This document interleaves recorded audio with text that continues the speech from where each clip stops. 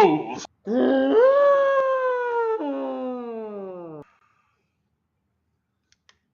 Goals. Goals, baby. We are here at this time and place in Mansfield, Ohio, in the Milky Way galaxy, in the Zalvakian universe, speaking to David Gardner about what else? Goals. Hello, David. Hello, Scott.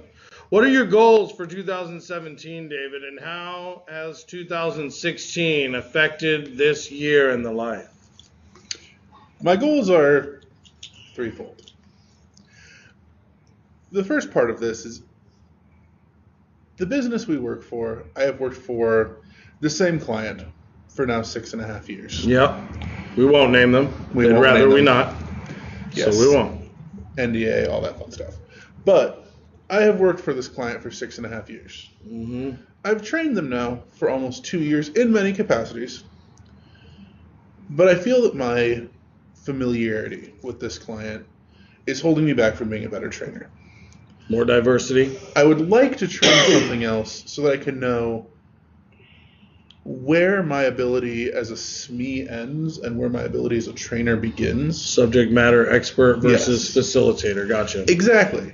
I want to be able to see if I can actually cut it with something I don't know and have to learn right before class and have no real background in and have to do a deep dive with and basically learn it myself. Almost the idea of trying to digest the information quickly and then immediately apply.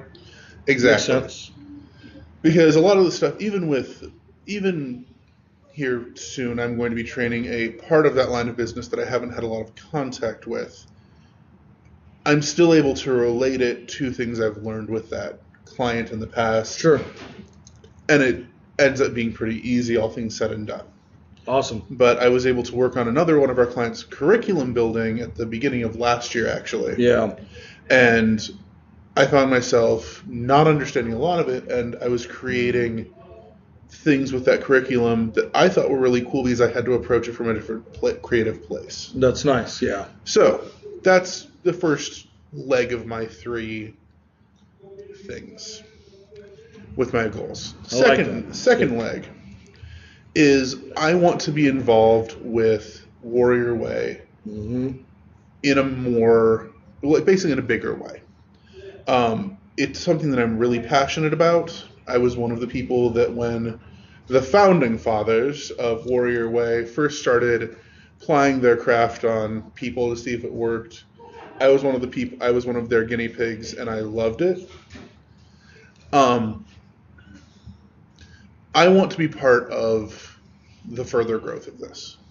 Very nice. It's a coaching style that I have a lot of passion about. It's extremely effective in a way that a lot of the things that we do in business, in life, are not. What do you mean when you say that?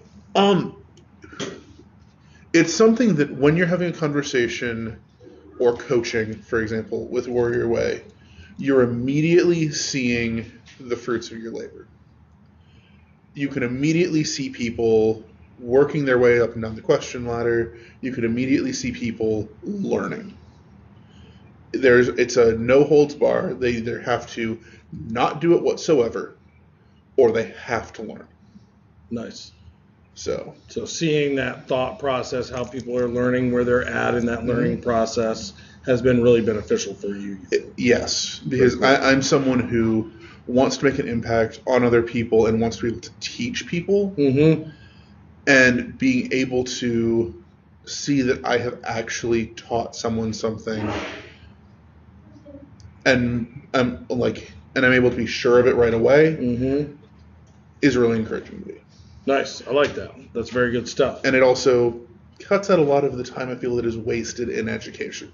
Yeah, that's very true. I don't want to memorize a spelling list. Yeah, having to memorize everything, which takes massive amounts of time. Exactly. Doesn't actually necessarily lead to retention, oddly enough, especially since when you're memorizing stuff, you're really just using your short-term memory, and then you're hoping against hope that something will transfer it over to your long-term memory, and unless you have a plan for that, usually doesn't happen. So Dave, what's leg 3 of your stool? So, leg 1, train something new. Leg 2, be more involved with Warrior Way. Leg 3 is professional growth. Excellent. I've been training now for about 2 years-ish. This concept of time means that I'm aging. Yeah, that's very true. And I want to find a role that I'm more, I don't know, suited to. Because while I love training, and while I've had a lot of success in training. Sure. A comment was made to me by a friend that said, you love training. You're good at training.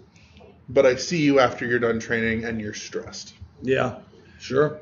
And I want to be able to take that passion, take that skill set, and move it to a place where I'm better used. That makes sense. So I've been talking to our training manager. I've been talking to several members of our team about where I would like to be in the future. I have a couple ideas, nothing set in stone yet. I actually have a project coming up on Monday that I'm going to be presenting to see, test my skills in another area. I'm still going to be training, developing, coaching, but I want to do it in a different way. Kind of broaden your horizons, so to speak. Exactly. I'm down with that. I think we all should be. It's one of those things where if you're not constantly pushing yourself further, you're not growing. I want to grow. I want to be the best person in this business. One of the things that actually I did to come to that realization is I made myself a list of things that I am passionate about.